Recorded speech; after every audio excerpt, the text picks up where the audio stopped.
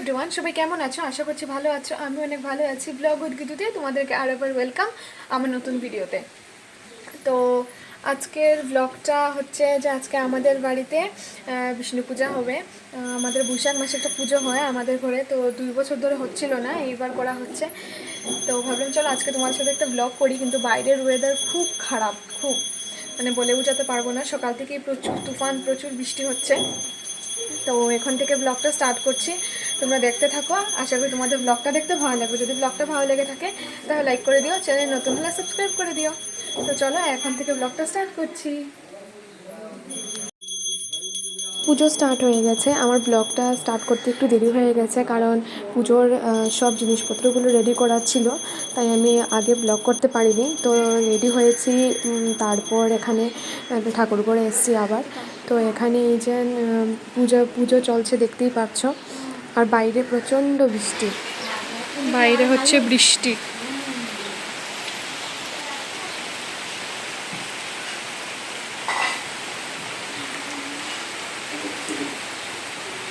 প্রচুর বৃষ্টি বাইরে, সারাদিন ধরে দিচ্ছে।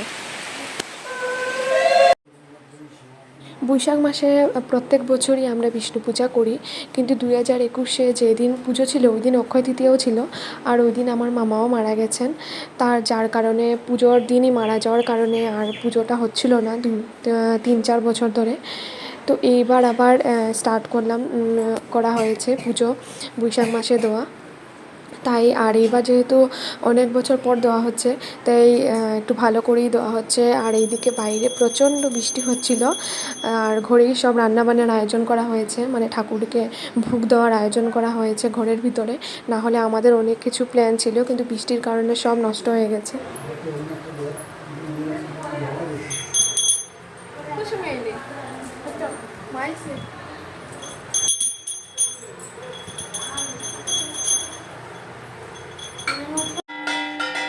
আমার অনেক দিন ধরে ইচ্ছে ছিল বাড়িতে মহাদেবকে আনার। আমাদের বাড়িতে মহাদেব আগেই ছিলেন, কিন্তু মানে পুরোহিত দিয়ে কোনো দিন পুজো করা হয়নি। তো আজকে যেহেতু বাড়িতে পুজো দেওয়া হচ্ছে, তাই আমাদের ঠাকুরমশাই তো এসেছেন, তো ওনাকে দিয়ে বললাম যে আমাদের মহাদেবকে একটু পুজো দিয়ে দেন। তো ওই দিন ছিল সোমবার, তো উনি পুজো দিয়ে দিয়েছেন খুব সুন্দর করে। আর এদিকে দেখতেই পাচ্ছ আমাদের মহাদেব কত সুন্দর করে এখানে বসানো হয়েছে।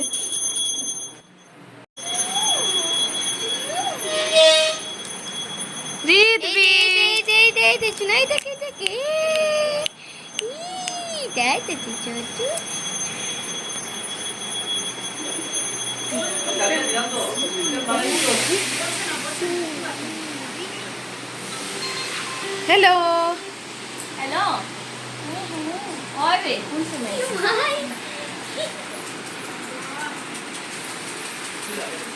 বাইরে বৃষ্টি হয়েই যাচ্ছে,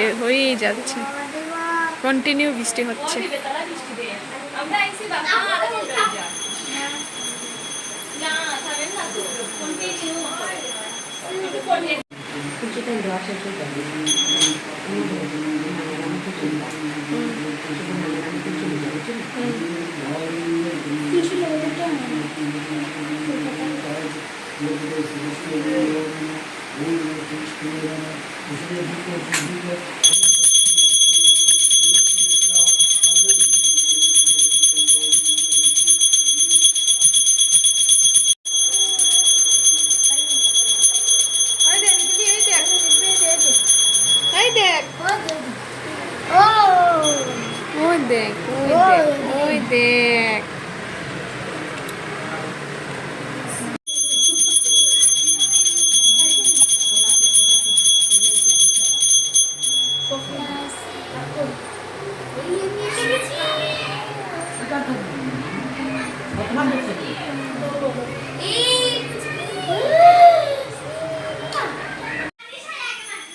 এখানে চলছিল ভোগের রান্নাবান্না।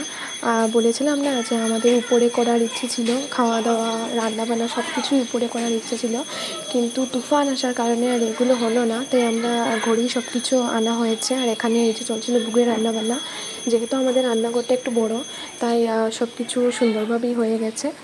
তো এখানে ওরা রান্না করছেন, মানে যেহেতু ব্রাহ্মণকে দিয়ে রান্না করানো হয়, তো ওনারা এই যে রান্না করছেন এখানে।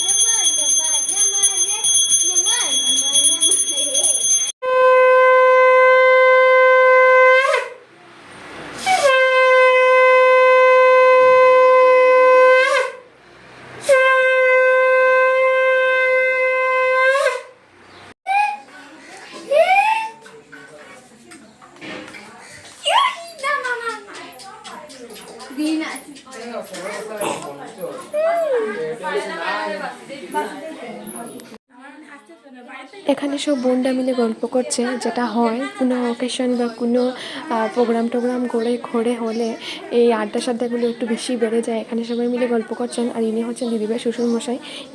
উনাকে তো আগেও দেখাচ্ছো তোমরা।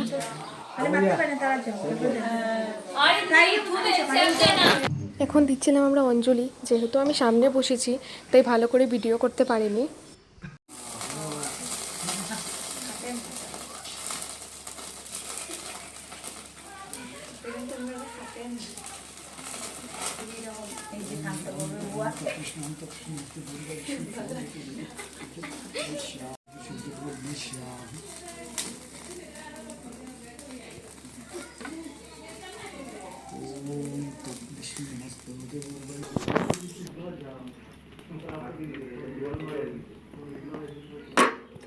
সব ধরাই